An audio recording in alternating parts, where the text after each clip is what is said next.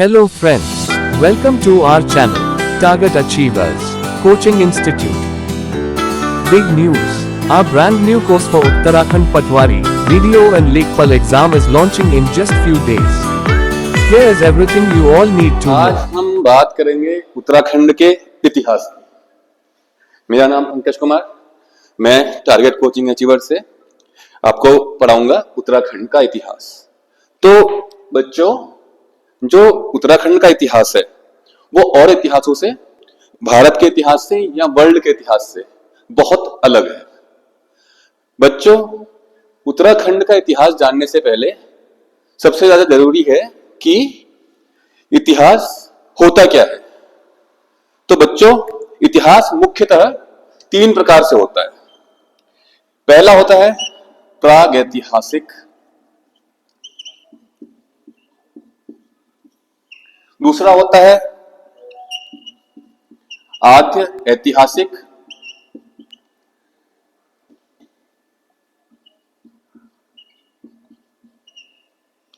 और तीसरा होता है ऐतिहासिक।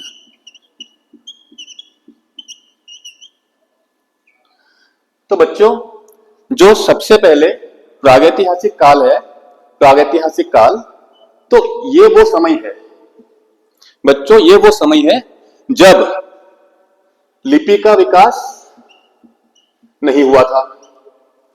ना हम लिपि को पढ़ पाए, ना हम लिख पाए। पर बच्चों, जो आद्य ऐतिहासिक काल है, इसमें लिपि का विकास तो हो चुका था, लिपि का विकास हो चुका था, पर हम इसे पढ़ नहीं पाए। पर ऐतिहासिक काल में लिपि का विकास भी था और हम इसे पढ़ भी पाए। तो इसीलिए जो ऐतिहासिक काल है इतिहास का, वो बहुत क्लियर हमारे पास है। तो बच्चों, गैर धार्मिक साहित्य, जो किताबें पुरानी राइटर्स ने लिखी हैं जिनमें उत्तराखंड का जिक्र हुआ है, वो है। तो बच्चों, सबसे पहले हम बात करेंगे धार्मिक साहित्य की। धार्मिक साहित्य में सबसे पहले आएगा आपका ब्राह्मण ग्रंथ। जो ब्राह्मण ग्रंथ है बच्चों, उसमें ऋग्वेद, ऐतरेय ब्राह्मण, स्कंद पुराण, महाभारत, ये सब ब्राह्मण ग्रंथ हैं जिनमें उत्तराखंड का जिक्र हुआ है। और बच्चों, बौद्ध धर्म के जो ग्रंथ हैं उनमें दिव्यावदान और जातक कथाओं में उत्तराखंड का नाम कहीं ना कहीं आया है। और बच्चों, जो जैन धर्म ग्रंथ हैं उनमें भगवती सूत्र में और महापुराण में उत्तराखंड का नाम आया है। बच्चों, गैर धार्मिक साहित्य में कुछ किताबें लिखी गई हैं, जैसे अभिज्ञान शाकुंतलम, ऋतु संहार, मेघदूत। ये सारी किताबें बच्चों कालिदास जी ने लिखी हैं और इन सभी में उत्तराखंड का नाम आया है। और बच्चों, एक किताब और है जिसका नाम है काव्य मीमांसा, जो किसी कृति है, राजशेखर की कृति है। और बच्चों, एक गैर धार्मिक साहित्य में बुक और है, वो है राज तरंगिणी, जिसे कल्हड़ ने लिखा है और इसमें भी उत्तराखंड का नाम आया है। एक्चुअल में बच्चों, इसमें कश्मीर का इतिहास भी हमें देखने को मिलता है। तो बच्चों, जो पुरातात्विक स्रोत हैं, अब बात करते हैं पुरातात्विक स्रोतों की। जो इस पुरातात्विक स्रोत है बच्चों, जनरली हम देखते हैं क्या होता है, पुराने जो शासक हुए तो उन्होंने क्या किया, किसी ने अपने सिक्के चलाए, ठीक है बच्चों। तो उस समय क्या होता था, वो सिक्के कहीं हमें मिले। तो बच्चों, ऐसे ही हमें सिक्के जो हैं एक पुरातात्विक स्रोत है जिससे उत्तराखंड का इतिहास जानने को मिलता है। बच्चों, दूसरा है मृदभांड, मतलब मिट्टी के बर्तन। बच्चों, जब हुआ क्या, कहीं खुदाई होती है तो वहां से पुराने समय के बर्तन मिलते हैं, तो उनमें कुछ लिखावट होती है, तो उनके आधार पर भी हमें जानकारी मिल जाती है उत्तराखंड के इतिहास को जानने की। अब बच्चों, अभिलेख, जैसे कि कालसी अभिलेख है, कालसी अभिलेख देहरादून के पास में है, तो वो अशोक का एक शिलालेख है, अभिलेख है। तो बच्चों, उसमें भी उत्तराखंड का नाम आया है।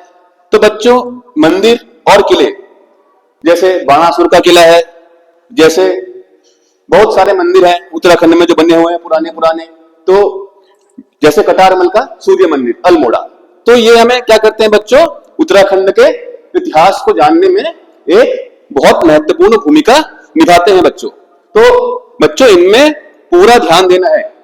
तो बच्चों अभी हमने जो चर्चा की उसके अतिरिक्त कुछ स्रोत और होते हैं जिनसे उत्तराखंड के इतिहास के बच्चों क्या मिलती है, जानकारी मिलती है। तो वो स्रोत क्या क्या है बच्चों, उनमें सबसे पहले है बदायूनी की फरिश्ता का विवरण, दूसरा है आपका जहांगीरनामा जिसे क्या बोलते हैं, तुजुक ए जहांगीरी, और बच्चों तीसरा है हुएनसांग का यात्रा विवरण।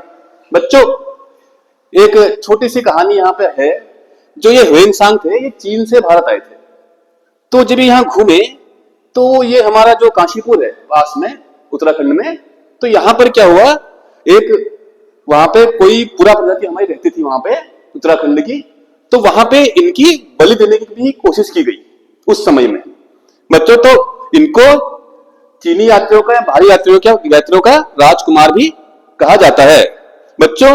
उसके अतिरिक्त जो स्रोत है वो है उत्तराखंड में प्रचलित जागर गाथाएं बच्चों।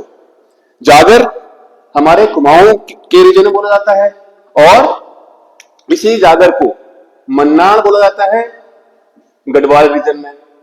बच्चों जागर गाथाएं होती हैं, उनमें क्या होता है, देवताओं का आह्वान किया जाता है। जो हमारे देवभूमि है उत्तराखंड, तो हमारे गढ़वाल में कुमाऊं में जो जितने भी हमारे देवता रहे हैं उनका आह्वान किया जाता है, और उसमें भी कहीं ना कहीं इतिहास की जानकारी मिलती है बच्चों। जैसे फॉर एग्जाम्पल हमारे कुमाऊं में गोलू देवता, तो क्या होता है, अभी भी जब हमारे यहाँ जागर गाथाएं लगती हैं तो उनको ग्वेल बोला जाता है। तो बच्चों ये कुछ और स्रोत हैं जिनसे हमें मिलती है इतिहास की जानकारी। तो बच्चों जो उत्तराखंड हमारा है इसके अलग अलग ग्रंथों में अलग अलग नाम मिलते हैं बच्चों। तो यही मैं आपको बताने वाला हूं।